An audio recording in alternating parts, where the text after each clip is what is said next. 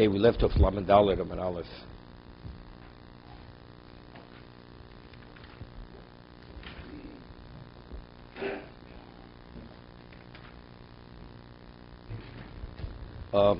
At the bottom of Lamed Gimel Lamed Beis. Okay, we had two arguments between Rebbe and Shimon Gamliel. We had a case where Rebbe Gamliel said that initially a person would want to cancel an agent who was appointed to deliver a get. He would do it in the presence of a bezdin. Rebbe Gamliel says no, that you have to inform the agent himself that he's canceled, or the woman before she receives the get, that the get she will receive was canceled. Therefore, she's not divorced.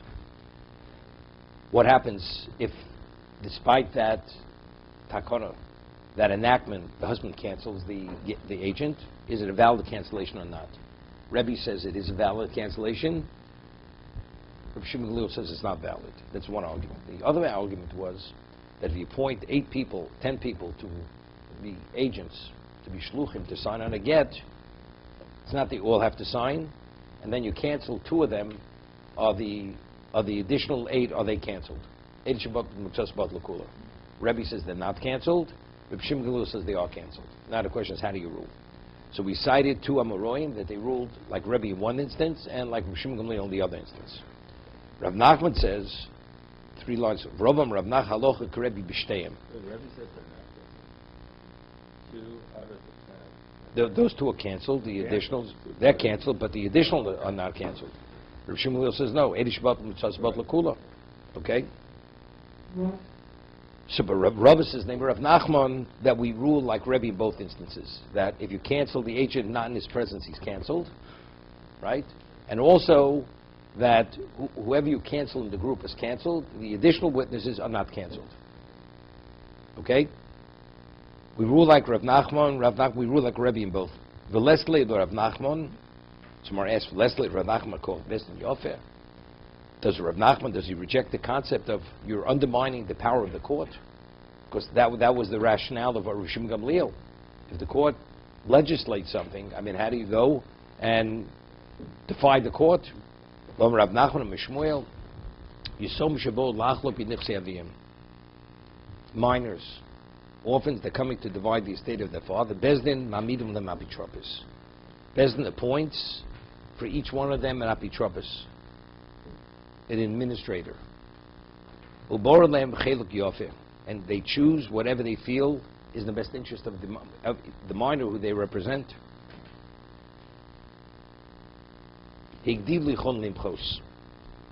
When they become adults, they can actually reject and protest the choice that their administrators had made for them. Although Bezdin originally said these people have the ability to make choices for you on each of their behalf, and according to their understanding, it was in the best interest of the Yisomim, of the orphans who were minors. But when they become adults, they disagree, they could undo whatever decisions the administrators had made on their behalf. That is Shmuel. So meaning Shmuel does not hold a Makor Bezdin Yofer. Even though seemingly it's Hefker Bezdin Hefker, otherwise how could they make the decisions? But if the child, when he becomes an adult, should disagree or feel it wasn't his best interest, he can undo what the administrator had done. That's Shmuel holds that he cannot, that he can. Rav Nachman Didei Omar Higdilu Ein Yechol Limchos. That when they become adults, they cannot protest to undo the decision of the Apitropis. Dimkei Makor Bezdin Yofer. Because if they can, so what's the value of the appointment of the court? They're undermining the value of the court. So what do we see? So Rav Nachman, he does hold of Makor Bezdin Yofer. And here he says we rule like Rebbe in both instances. Even though the takana was that you cannot cancel the agent when it's not known to him, but Rebbe says, but factually if he did, the cancellation is a valid cancellation. Even though the court, there was a legislation, there was an enactment that he cannot do it. So here yet here he says he holds a Makor Bezdin Yofer. Well, Rebbe doesn't have that same Masorah that he doesn't have that. It's not a Masorah.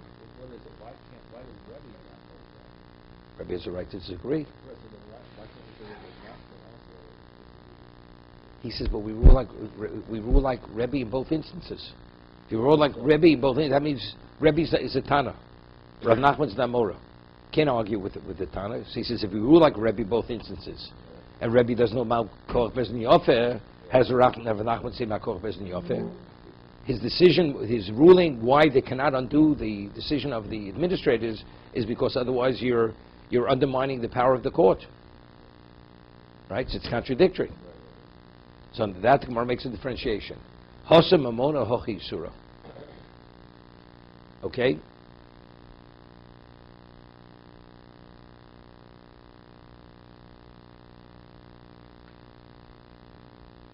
Where it's a question purely, it's limited to money, a monetary decision.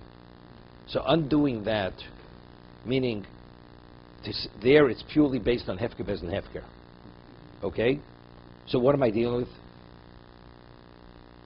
The asset, who does it belong to? Does it belong to the Somim? Does not, in terms of the way that the estate was divided. So it begins and ends purely, it's limited to monetary issues. Before we're dealing with what? With, is she a married woman, is she not a married woman? If the husband canceled the agent, that means she's not married.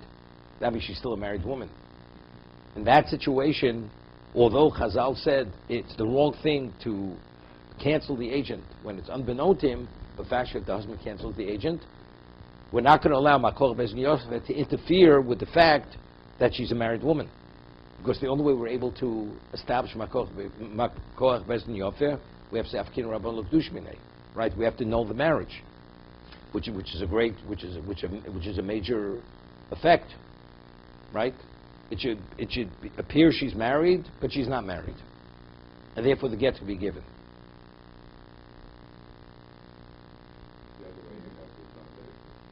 There's no mamzeres either way. I mean, if yes, so be mamzeres. So we said because Rebbe holds even that's remote.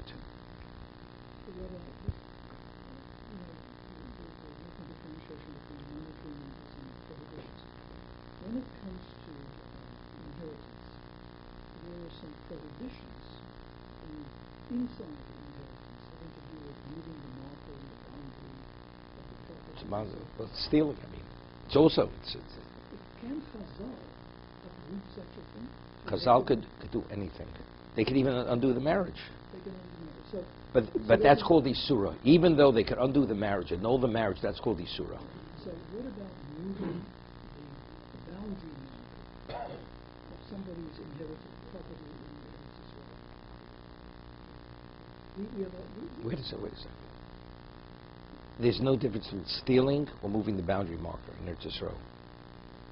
It's really stealing, except there's an additional law in Eretz Yisrael. Moving the boundary marker, it's called Hasokas Gvul. But it's the same. It's the same provision. It's just an additional losasa. But what is the basis for the violation? Taking possession of some money that you have no right to take possession of. Of course, it's prohibition. Every monetary situation, there's a negative commandment on it. Here also, but Isur we're talking about we're dealing with something else. We have to we asked. I mean, if we want to undo the marriage, it's also hefker bez hefker. Right? I mean, Rashi says over here, Hasam Mona the hefker bez hefker. Doesn't mean that. Annulling marriage also hefker bez hefker. We mean this is what we say hefker bez hefker because it's monetary. That's what we say hefker bez hefker. Where it's Isura, where it's undoing a marriage, where the husband factually canceled the agent, where he says she is my wife, there we don't go. To annul the marriage, that she should not be your wife. But annulling marriage, hefker bez hefker is not the only way. Which one? The marriage? Marriage. I mean, that's one way of getting married, through money, through a document or something. It's easier to annul the marriage. But what about beer?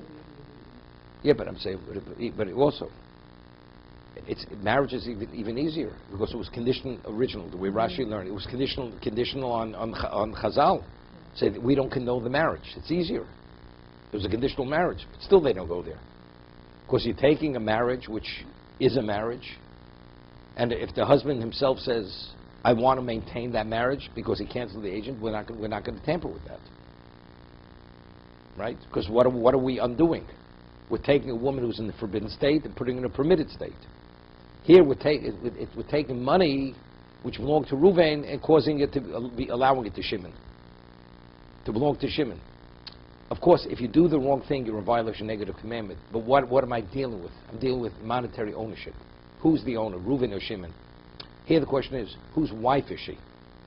It's not monetary. It's a question of whose wife is she? That's much more serious. There we don't want to tamper with.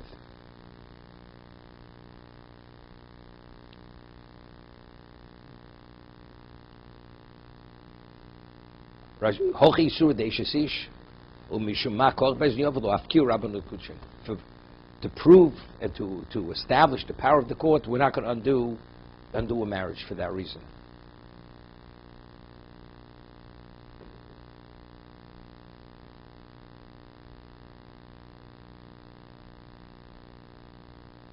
Okay?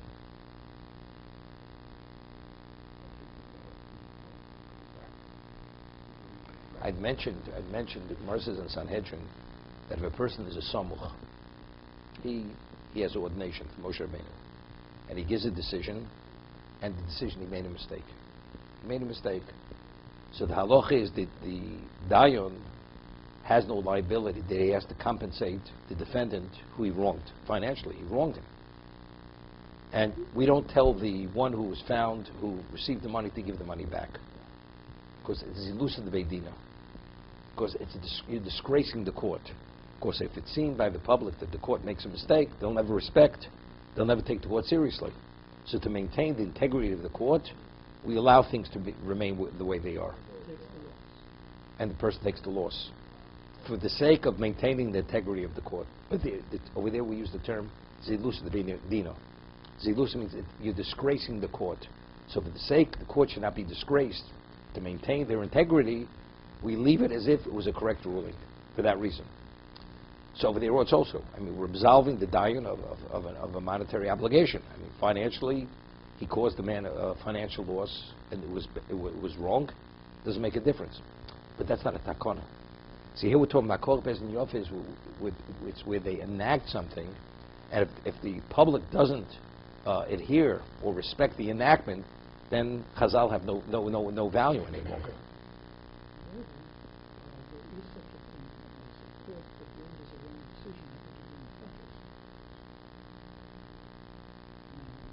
There they go, bring the photos to the Beit HaMikdash. That's not undermining the credibility of the court. Sometimes, I used to say, so what do you say? No, so what do you say? It's like we're talking about. It's a big mistake. No, not because it's big. Not because it's a big mistake. Not because it's a big mistake. Whenever I deal with monetary, it's hefker as hefker. Absolving the judge or the court, it's hefker as hefker. Factually, Klal Yisrael violated a Torah obligation which carries liability of Koris or Mises Bezdin, based on the decision of the court. Klal Yisrael needs atonement. Now, what process do we use? What mechanism do we use to bring about that atonement? There's no hefker, there's an hefker. Factually, they did idolatry, or they ate something which carries liability to Koris. Now, how do we bring about atonement? There's only one way. They have to bring the korban. There's no other way. Here, we have a way to deal with it. Hefker, there's an hefker. That's how we absolve the judges of financial liability. It's irrelevant.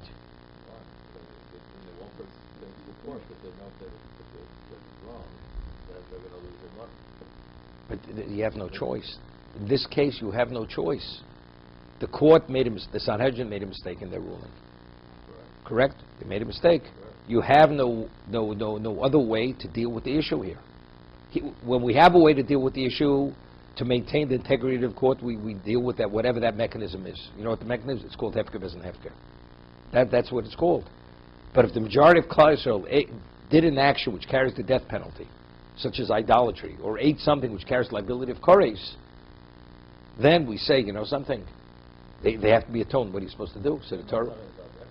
That's what David's asking. What lower court do? Whatever the court is, that there's a monetary case, and the court is wrong, and because we want to serve faith for the court, it's not for the court, the guy has to lose his money because... Well, we say that the ruling is a correct ruling. We're saying the ruling was a correct ruling. No, the man himself may stew in his brew, right? But vis-a-vis the public say, you know, some demand could scream from today to tomorrow. The court's ruling is a correct ruling. Even though it wasn't. Who knows it wasn't? I thought we said that. No, in reality it wasn't a rule, it was a mistake. But we're not going to undo it because of what? Because we have to maintain the integrity of the court. Otherwise, they'll never respect. They say, you know, something I can't take. Maybe they're mistaken as they were mistaken in the past. If people are not going to follow the ruling of the court.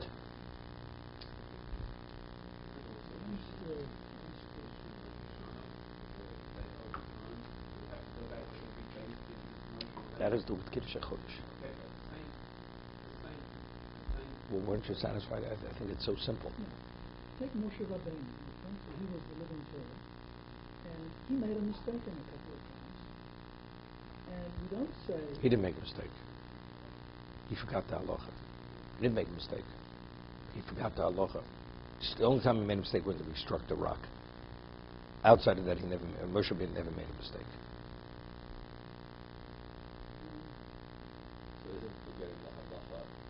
No, then he didn't rule.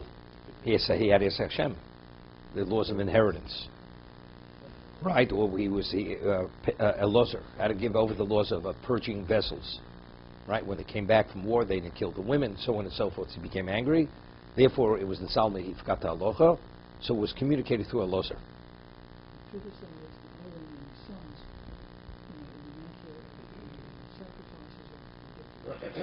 Okay. Made a mistake. Yeah, but again, it didn't go to, it wasn't a psak. In dialogue, when we get involved in a discussion, that wasn't a psak. He was talking about a psak, a ruling. He was angry. He was angry. He was ready to. He reprimanded them. How did you burn the offering? So Aaron explained it. They're not comparable. Therefore, they don't deserve to be reprimanded. It says Moshe, he remained silent. He accepted it. But over there wasn't a ruling that went on the books. This is the ruling.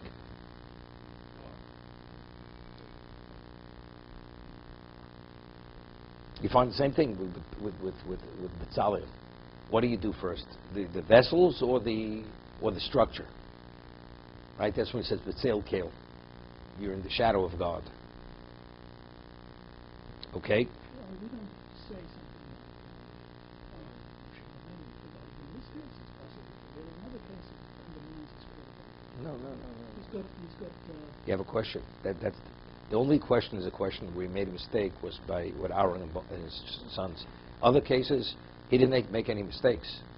He himself says, I have to consult with God. That's what he said. I have to consult.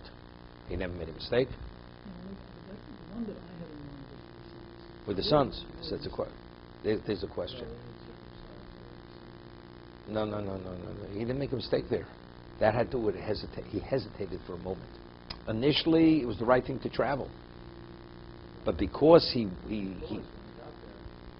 yeah, but again, it wasn't the rule. That's something else. And first, that was before he was Moshe Rabbeinu. That was before he was Moshe Rabbeinu. That was before he received the Torah at Sinai. Right? That was pre-Sinai. We're talking about post-Sinai. The story Aaron and his sons was post-Sinai. we have a precedent in the Torah that says it is possible for a great institution, the Sanhedrin, to make a mistake. And if they do, there's a procedure. Okay, so it's not like the Torah is saying when the Sanhedrin makes a mistake, given how great the Sanhedrin is and its credibility, we're going to let the mistake stand. Wait a second. Wait. Torah doesn't say. Wait, no. Torah doesn't say. The Torah doesn't say there's such a concept as lucid vedino. The court should not be disgraced. There are times in history where the court has to resort to certain measures to maintain its integrity. Let's say the court feels they're able to maintain their integrity and leave, and the judge should reimburse the defendant for the financial loss which he brought upon. It's okay. So he pays. But what about if they feel the court's going to be undermined? So then they employ the principle of what? Hefker ves nefker. And they absolve the judge from paying. Finished. Of course, they have that mechanism. But what mechanism do we have to bring atonement for Klal Yisrael where they need kapara? There's no other mechanism other than bringing the parallel over. That's what has to be done. That I understand. I'm just troubled by this because you could say, when a judge makes this mistake, no consequence. The head just makes a mistake, he has to pay. A judge, we're going to exempt him.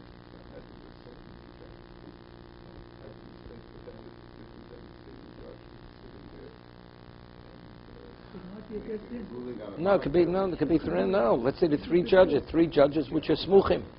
They don't pay. They don't reimburse him. Okay? I'll give you an example. People will accept a mistake in history more easily than a mistake in a monetary where it's going Okay. I don't want to belabor the point. Okay? We also give credit to people who are humble enough to admit their mistake. It's, without saying they're not admitting their mistake, this is for public knowledge. You know, the Gemara says in Shabbos that when you give a ruling, there was Namora, he did not offer the reason why he gave the ruling. They asked him, he says, that's the way it is. Why? Because if a person who's not really trained and doesn't have the ability to process it properly, either he'll disagree, he says, I think differently, or he's going to misapply it in another situation where he believes it's the equivalent of that situation. You know, it's like a person gets a prescription, he says, you know, it sounds like you have the same thing I do, you know, take my medication. Does the person have an understanding? Well, it seems it's about the same. So therefore, Chazal, they would suppress the reason, would not offer the reason for the basis for their ruling. Because it's going to be either rejected or it's going to be misapplied. They don't. Okay, further.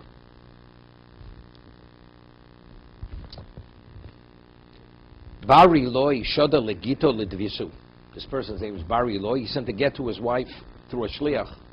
Ozel shlich ashka davi yosved navlo. The shliach arrives, the agent arrives, and the woman, she's in midst, she's navlo. Rashi says she's weaving. She's in the midst of weaving. So she's too busy to take the get. Oma lo hagitech. So this agent says, I have the get to deliver to you. Omra le zil hashto. Mi avasei lemocher. He says, you know, go now, come back tomorrow. I don't have time for you. Look, if the agent gives her whether she likes it or not, she's divorced. But the agent listened to her, and he disappeared. And he didn't deliver the get.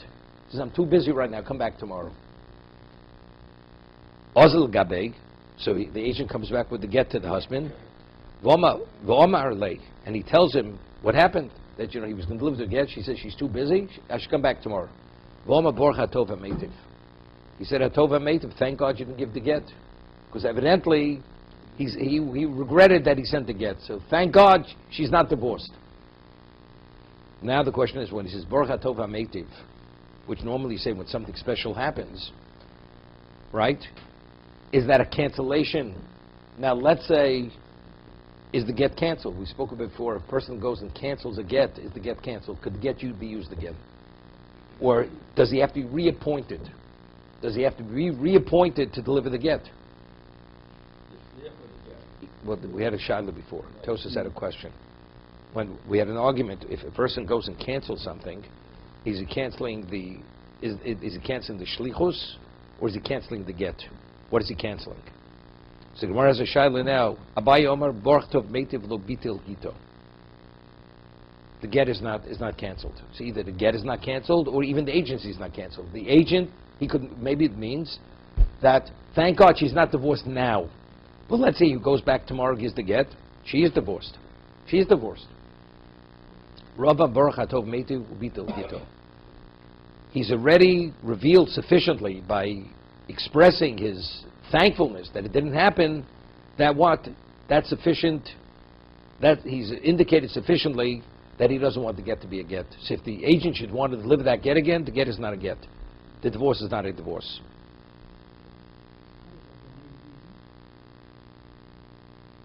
So take a look at Rashi. So Rashi is not learning that the document is invalidated. But rather, the question is that a cancellation of the agency? So if you're of the opinion, lo bitul gita, so Rashi says, so if this agent should go back tomorrow and deliver the get, she's divorced. Okay? Rava says no. By expressing himself as he did it, he says, I don't want her to be divorced. Meaning, your agency is canceled, so if you should attempt to deliver it tomorrow, it's not valid because he's already canceled as an agent. He's saying it to the agency, it's not even He just said, he didn't say you canceled. If he would say you canceled, he's expressing his thankfulness. It didn't happen now. Now the question is, what does that mean? Now means at this moment, but I don't mean to say that you shouldn't deliver it whenever you can deliver it. Or does it mean he's revealed sufficiently that he doesn't want the agency? That's the question. How do I interpret that statement? But if you would say just say it to himself, not in front of the agent, that would bring it back to what he said in front of the agent. Well, if he didn't say it to the agent, then it's canceling on the presence of the agent, what we said before. Right, that would be Machlok's Rebbe or Rishim Gamliel. If you say when he cancels the agent, there's a specific formula for how the words have to be expressed. What is the I formula? understand it. What's the formula? Whatever the Chazal say is the formula. You've got to, No. you're going to No, cancel Chazal the agent, say if you cancel the agent, he's canceled. And you have to cancel it. Wait a second. Chazal didn't give any formula. They said agent, if you cancel him, has to be canceled in his presence. Now the question is, expressing yourself in this context, is that sufficient to be a cancellation? How do I interpret that? Did he mean to say I canceled the agent? Or does it mean something other? He's thankful that it didn't happen this moment. No, he needed it to be, that she should, he filed jointly. If she's not his wife any longer, it's going to cost him more.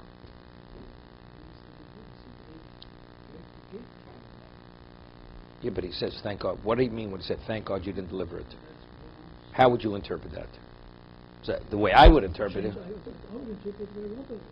that he's canceling it. So we'll see in a moment. The Gemara asks the question, what is the basis for the argument? Begilu daita begita.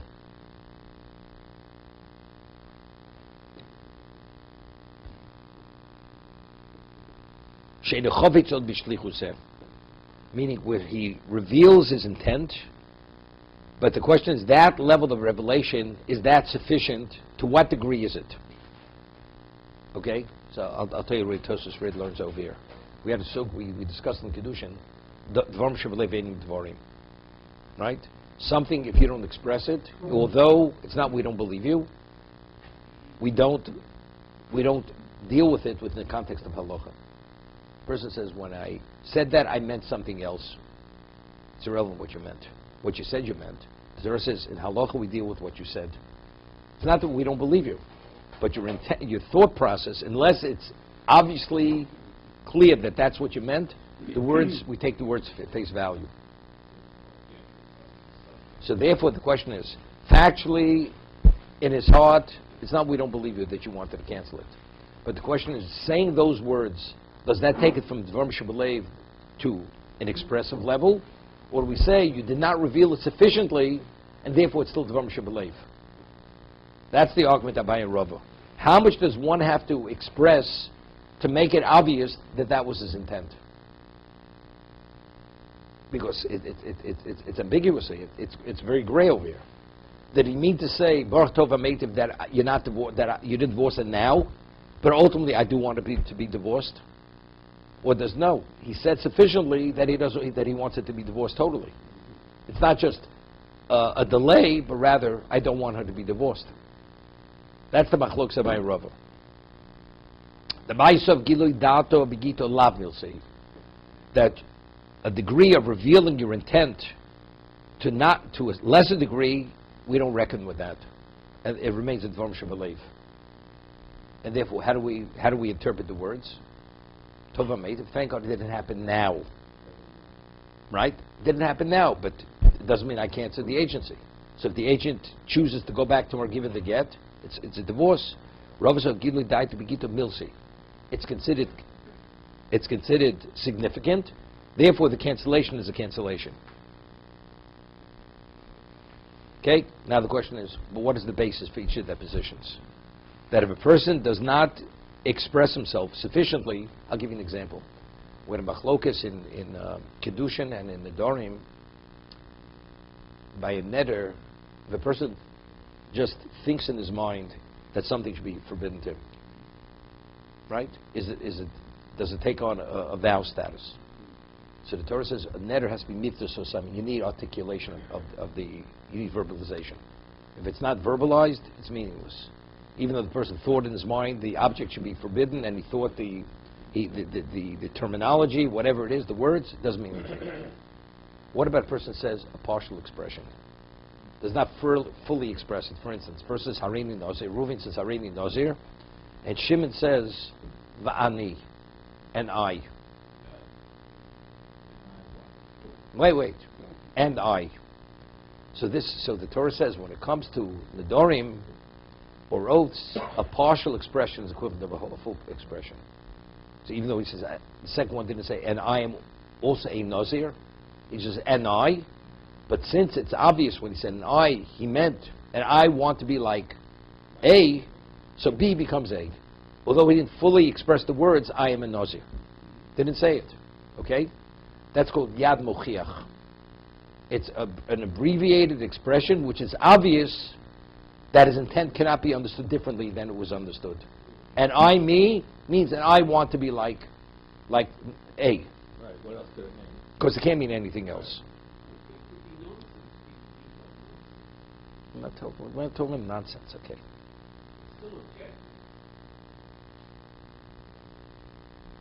Okay.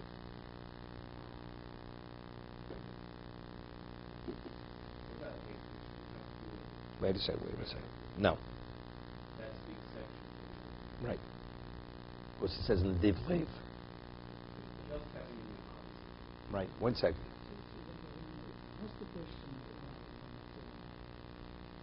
about imposing a specific form of speech when canceling? They didn't. They never legislated that.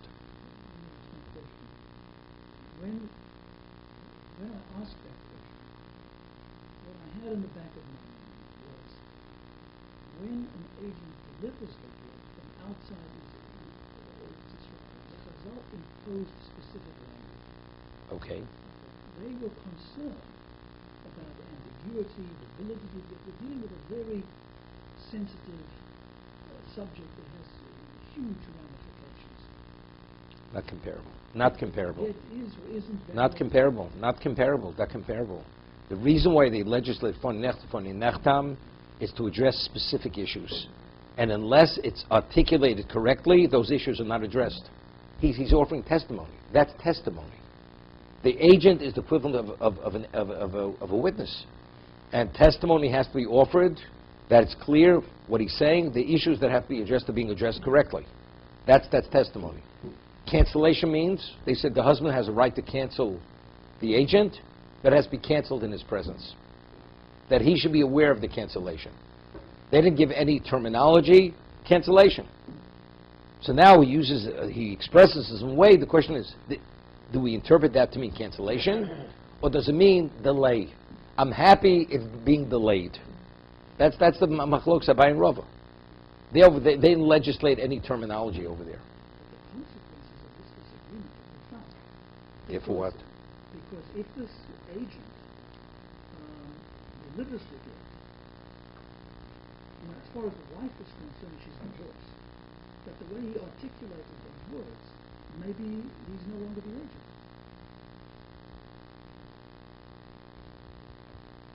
Over here, That's pretty substantial. okay, again.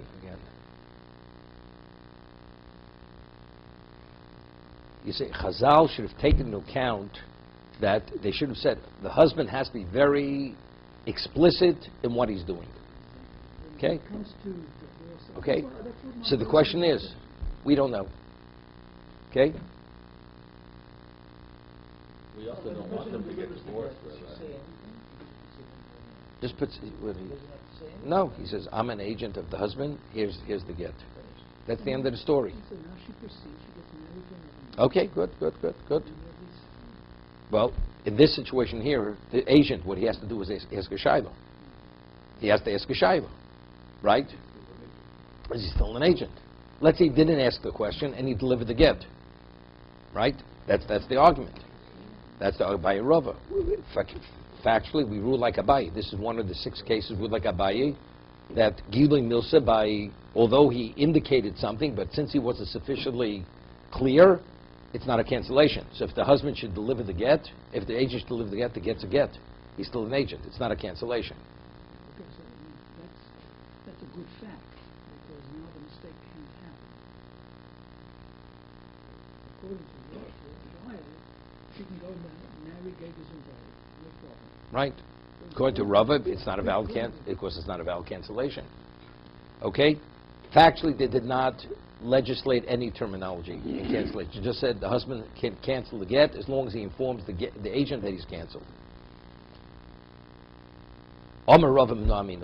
Now Rava says, how do I know that indicating that it's canceled, that's sufficient to be considered cancellation, although it's not obvious beyond doubt?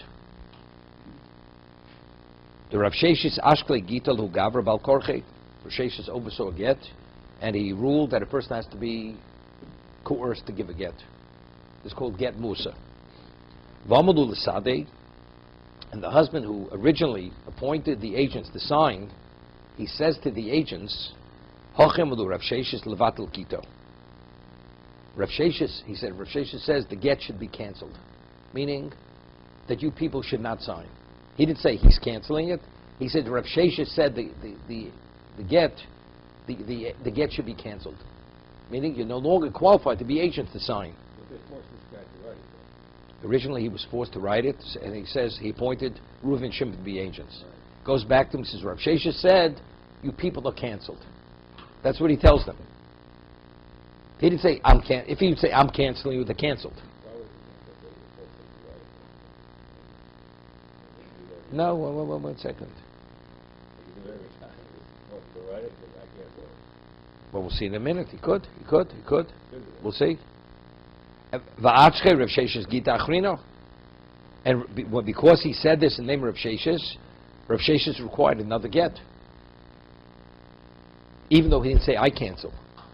So there's a certain ambiguity over here.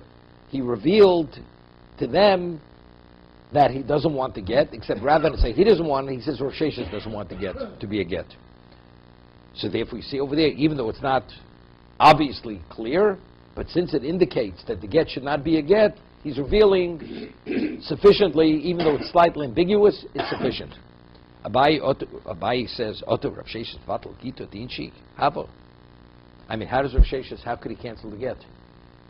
Rav Sheshis is not the husband. So evidently what? Iu botlo.